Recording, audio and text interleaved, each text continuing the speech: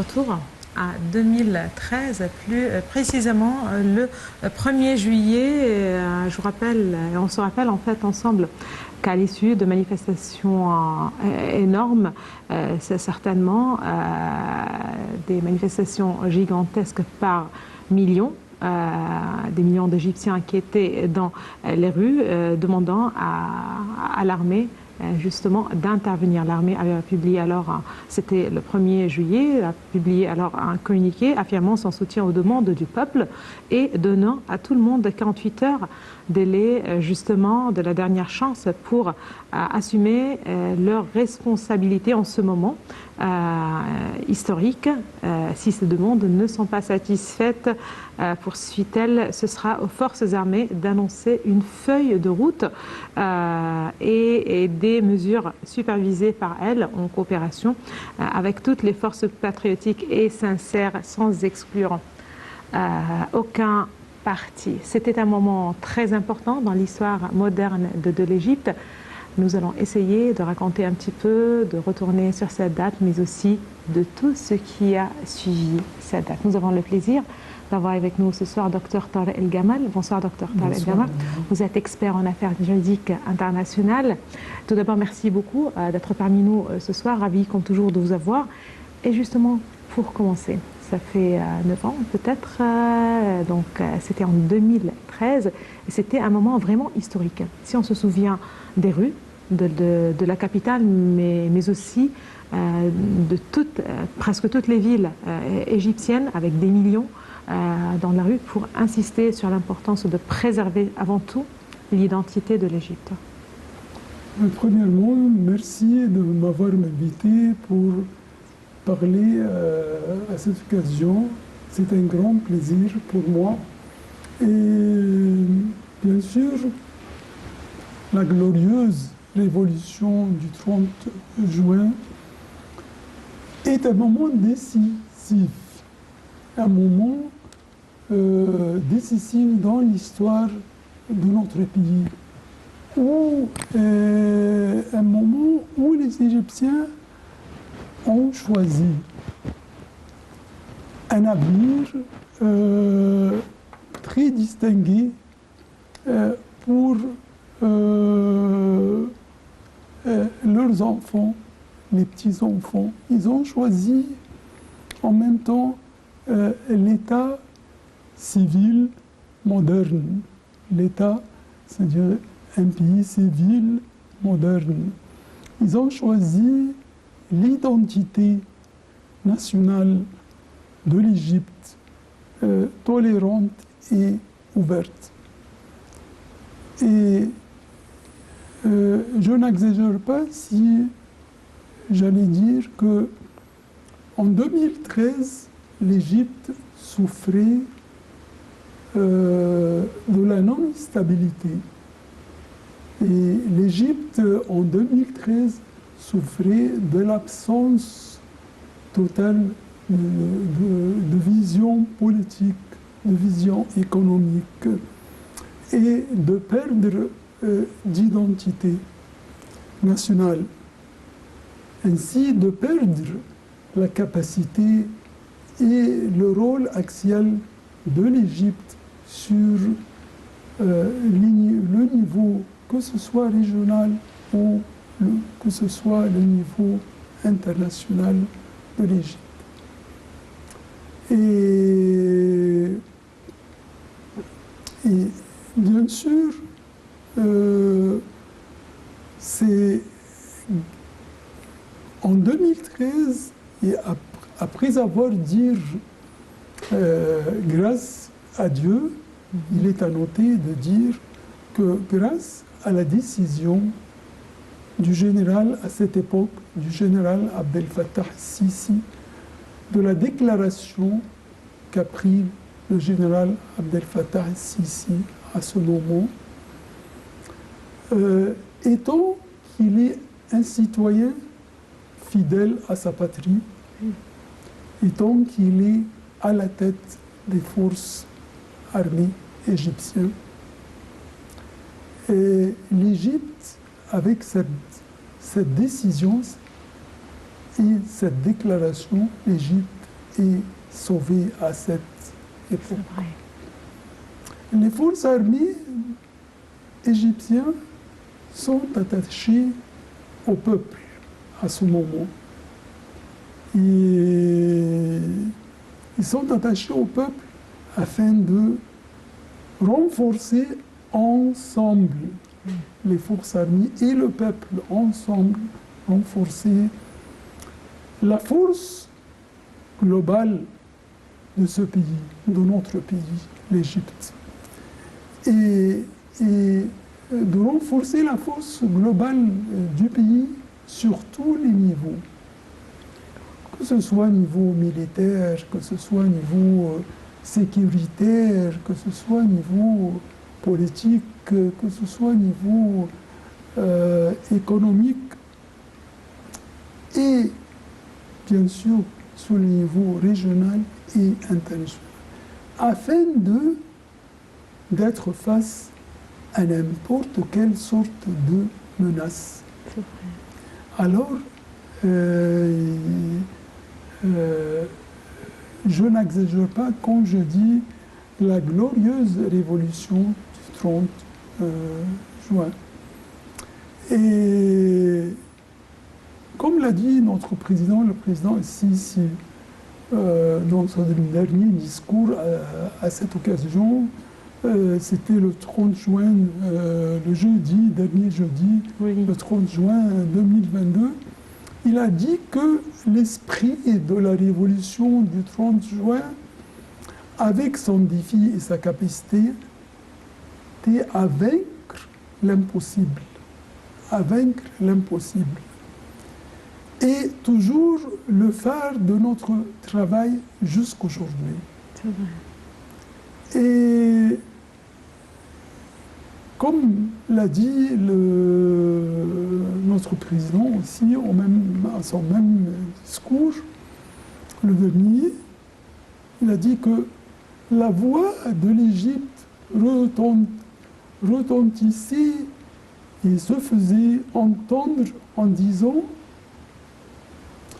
qu'elle était trop grande pour être kidnappée. Oui, c'est vrai. Est trop grande pour que quiconque puisse imaginer, et je répète, comme il l'a dit, puisse imaginer qu'il pourrait tromper son grand peuple. Oui. Alors que c'est un moment vraiment décisif dans l'histoire de l'Égypte. Le 3 juillet. 3 juillet. Et, Oui. et bien sûr,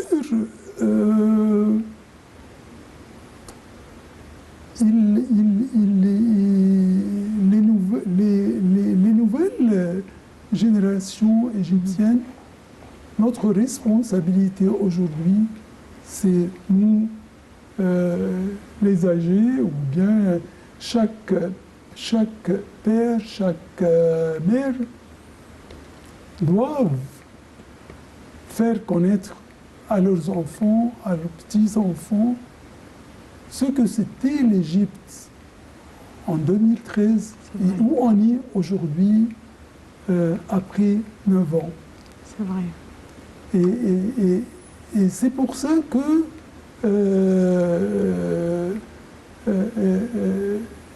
il est à noter aussi que la position incontournable de l'Égypte sur le niveau régional et le niveau international.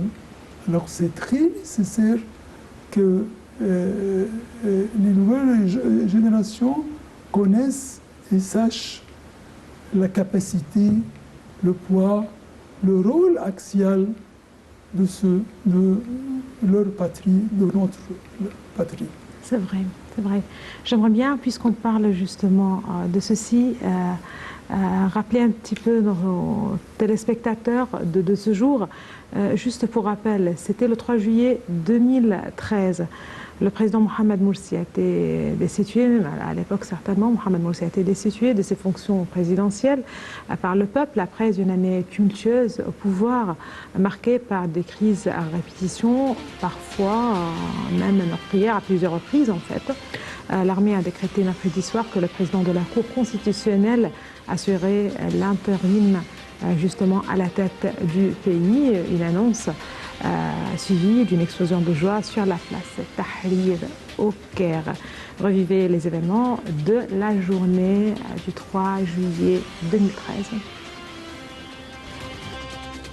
Aujourd'hui, si on parle de la révolution du 30 juin en étant une révolution qui a pu justement sauver l'identité nationale du pays, ce serait peut-être le point le plus important, le plus fort justement de cette révolution, de cette phase de l'histoire. Quelles répercussions, docteur Talal Gana? Si vous me permettez, je vais commencer par ce que l'a dit notre président dans ce dernier discours. Il a dit merci à Dieu et à la volonté du peuple pour avoir surmonté les défis que dressent ceux qui souhaitent nous briser et éliminer. Nous avons fait face à des vagues de terrorisme noir, une alliance maudite entre les forces du mal et de la destruction qui ont voulu et veulent encore nuire à notre patrie. Alors je vais commencer de ce point en disant que à partir du 3 juillet, l'Égypte a réalisé un grand succès sur tous les niveaux.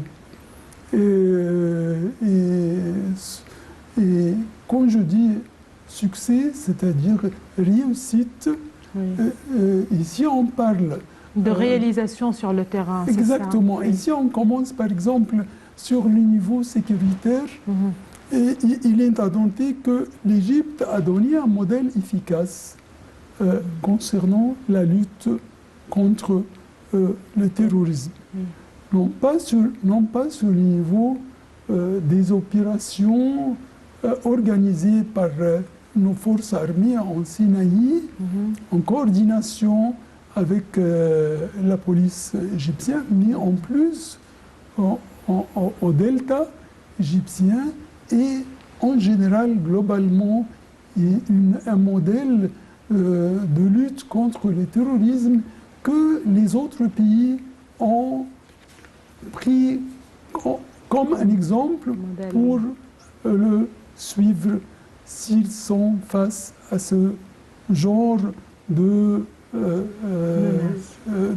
menaces. Et si on parle, mais si nous parlons sur le niveau militaire, l'armée égyptienne est la plus puissante du Moyen-Orient et d'Afrique.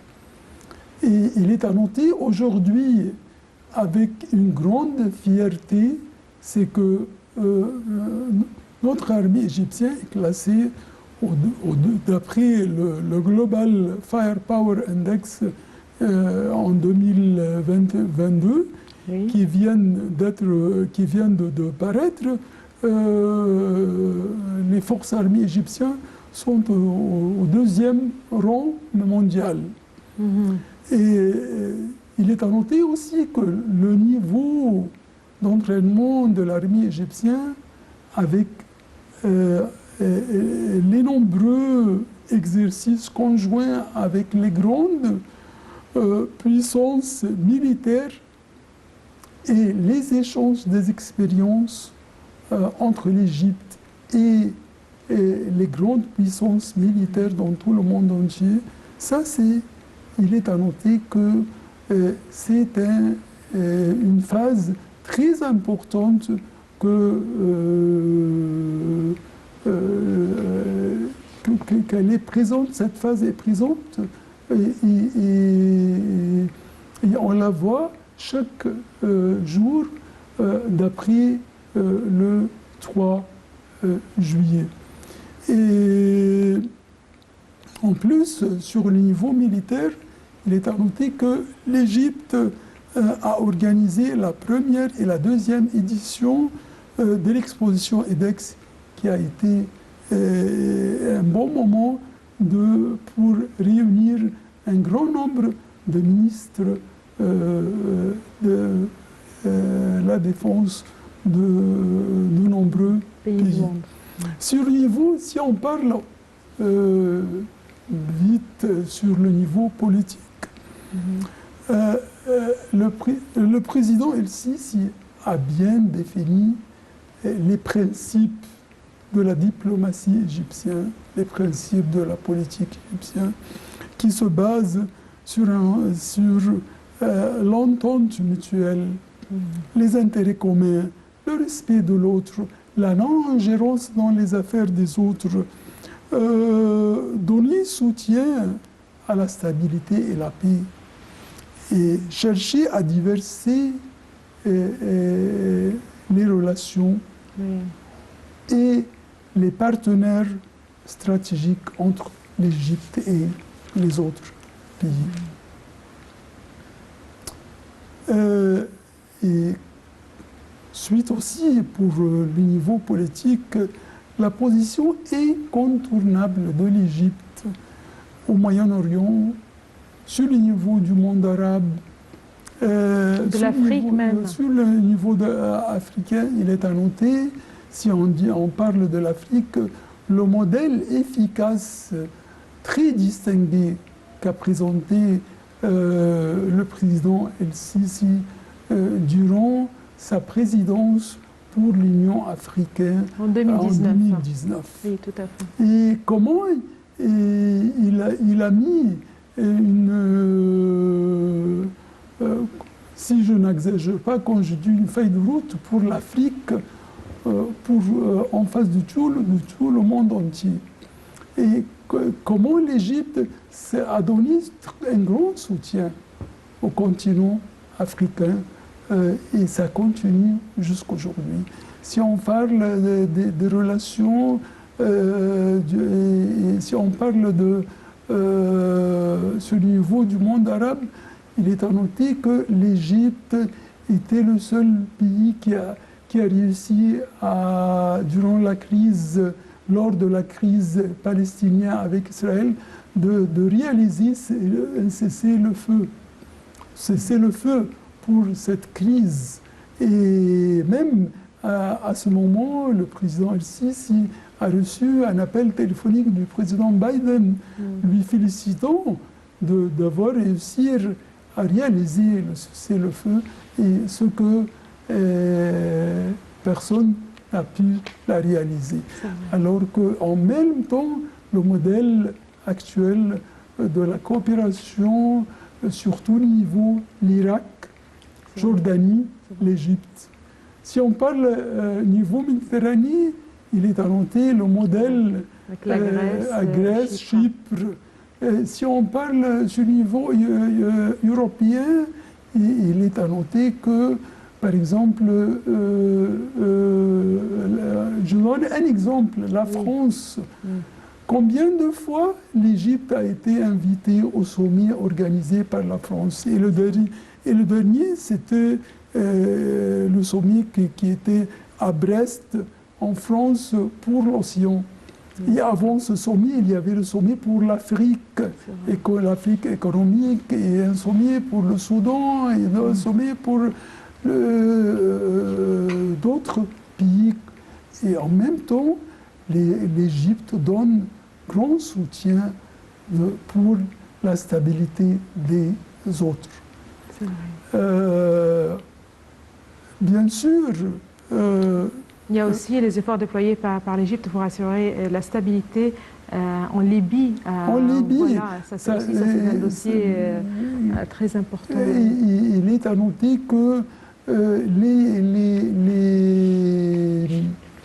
les appuis et le soutien que donne l'Égypte pour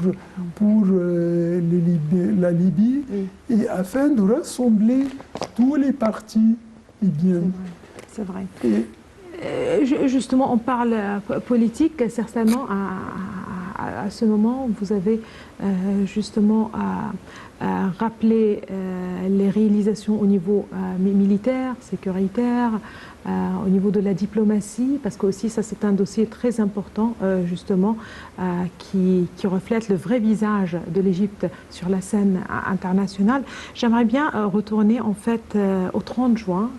Puisque l'Égypte a célébré jeudi dernier justement le 9e anniversaire de la révolution du 30 juin, et une révolution, on le répète certainement, qui a réussi à sauver l'identité nationale du pays, à rétablir la force globale. Vous l'avez justement précisé, Dr Tarek El Gamal, cette force qui a donné un coup d'envoi à une énorme carte de développement, certainement. 9 ans après la révolution du 30 juin, le visage de l'Égypte a changé et on parle aujourd'hui d'une nouvelle république. Le terme nouvelle république reflète effectivement les transformations de fond qu'a connu le pays au cours des 8 dernières années. On parle de réalisation, Dr Tarek El Gamal, je rappelle que vous êtes expert en affaires juridiques internationales. On parle de réalisation sur les différents niveaux. En fait, si on parle économie, en fait, il faut rappeler que justement au cours des dernières années, la situation économique de l'Égypte s'est nettement améliorée grâce surtout à un programme de réformes ambitieux. Là, j'aimerais bien ouvrir des parenthèses pour rappeler que le chef de l'État, le président Abdel Fattah el-Sisi, a à plusieurs reprises salué le peuple égyptien pour avoir pu supporter et surmonter les défis liés à ce programme de réforme économique et monétaire. C'est vrai, et même il est à noter que dans son dernier discours, à cette occasion, le 3 juillet, le président El-Sisi a salué le peuple égyptien. A salué le peuple égyptien parce c'est grâce aux efforts du peuple égyptien que une série de réformes économiques urgentes, notamment la redistribution des subventions et de la libération de la livre égyptienne, ces réformes ont donné d'excellents résultats pour l'économie. Et il est à noter que, comme je viens de l'entendre dans votre commentaire, c'est que il est à noter que l'inauguration du nouveau canal de Suez en 2016, il est à noter aussi que dans le domaine de l'énergie, une série de mesures internes et externes a permis à l'Égypte par la suite de devenir un des plus importants exportateurs de gaz naturel dans la région. Et bien sûr, il est à noter la création du forum du gaz de la Méditerranée. Et en octobre 2018. Ce forum a été lancé par l'Égypte. Et bien sûr que c'était afin de consolider la coopération régionale et le développement des ressources gazières pour les pays de la région. Et il est à noter que l'Égypte aujourd'hui a occupé même en 2020 la 14e place mondiale, et la 5e régionale et la seconde africaine dans la production de gaz. En plus, il est à noter que les rapports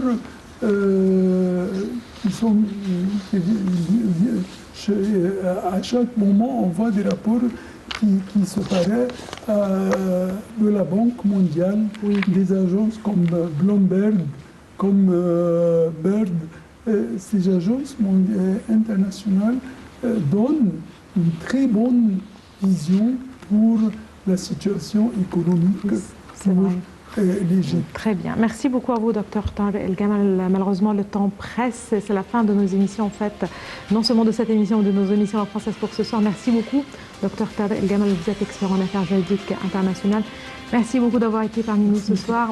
Madame, monsieur, merci à vous aussi de nous avoir suivis. Excellente fin de soirée à toutes et à tous et à la prochaine.